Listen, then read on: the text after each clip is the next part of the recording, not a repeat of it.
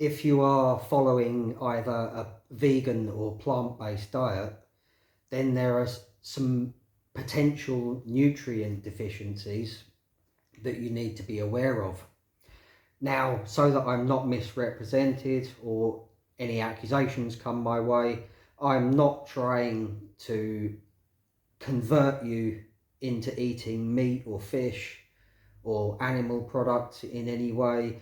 You're completely free to choose to eat whatever you want, as am I, and as is a carnivore and anybody else for that matter. It's up to you to decide what you're going to eat. So that's not my aim. It's not my aim to condemn a vegan diet, nor is it my aim to try and make out that vegans are inferior in any way or that they have lower testosterone levels. The best way in life to solve any problem is to admit that there could be a problem, and it's easily solved once you recognise there could be a problem. Now, there are some potential vitamin deficiencies that are apparent in a vegan diet, and there are a lot of comparative studies. Just go to Google and search what deficiencies do I need to be aware of in a vegan diet or similar search parameters, and you will find pages and pages and pages of studies and evidence to support the claims that I'm about to make. So there are no studies down in the description because they're not required. I trust that you have the intelligence to find these for yourself.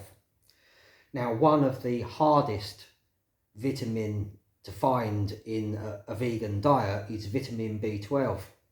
And there is a lot of evidence to support this. Vitamin B12, of course, is fundamental to energy levels, for example.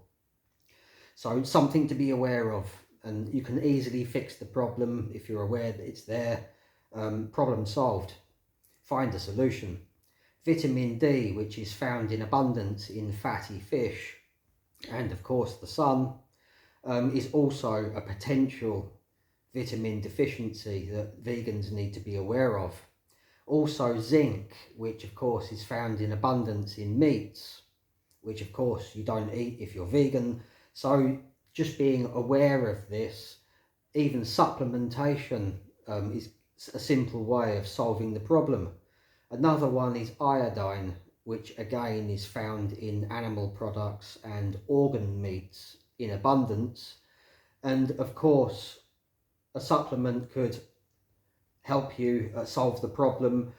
Just a little research online. As a vegan, how can I get more iodine? I'm sure there will be numerous sources that you can look at to help you solve the problem. Another one is calcium, which is quite obvious really because it's abundant in dairy and animal products, and of course not so abundant in plants. Another one is iron, and of course there'll be many of you shouting at the screen right now. You've got no idea what you're talking about. Non-hemi iron is abundant in many plant foods, and this of course is correct, but non-animal iron sources, i.e. non-hemi iron, is less easily absorbed by the human body when compared to hemi iron, which is found in animal products. So just that alone, there's a potential for a possible deficiency there. So, it's something just to bring to your attention. Now, another one is omega-3. And the omega ratios are really important to help prevent inflammation in the long term. And vegans are more likely to consume more omega-6 through things like nuts in particular. For example, omega-3 of course is found in abundance in fatty fish, and unless you're pescatarian, you're probably not going to be getting enough. Another one is choline, fuck knows how you pronounce that, but it can be produced in the liver naturally, of course, but in not enough quantity for the human body, for what the human body actually needs. And of course it's found in abundance in meats and organ meats. But you can compensate for that one quite simply by consuming cruciferous vegetables. For example, kale and broccoli are quite good sources of choline. Now another one, and this one is widely disputed, with many people thinking that it doesn't make a difference because your body can produce it naturally. And there's other people who think that the other, which is it's best for you to be taking a supplement, and that's taurine. And if you're engaged in a high level activity lifestyle, especially if you work out, and taurine levels have been proven in many studies to be depleted, severely depleted, and depleted quickly in guys who work out during the muscle contraction process and muscle recovery process. So it can lead to a rapid decline in levels. Supplementing with taurine before working out can solve the problem. And taurine is also a very beneficial supplement. It can slow down the aging process and increase lifespan, potentially, not guaranteed. It increases bone health. It's fundamental to muscle endurance for the reasons that I've just mentioned.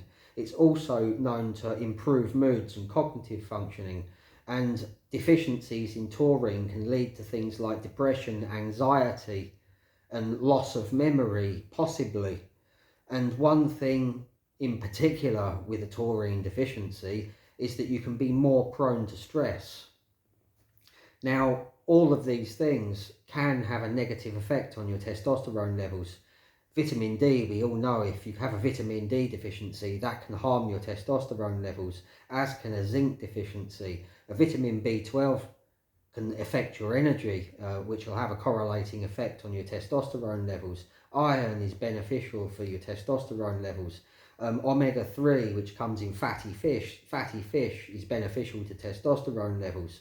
And another thing which, when it comes to the vegan diet, the most important potential deficiency is your fat and cholesterol intake, because cholesterol is the building block of testosterone. This is a scientifically proven fact which cannot be disputed. The luteinizing hormone and the follicle stimulating hormone secreted in the pituitary gland travel through the blood system, collecting blood cholesterol en route to the testicles in order to secrete testosterone.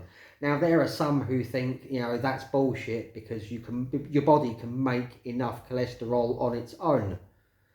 But not if you're relying on your body to produce the cholesterol on its own, then that's bodily resources that can be used for other bodily function. Consuming cholesterol on a regular basis has been shown to be very beneficial to testosterone levels.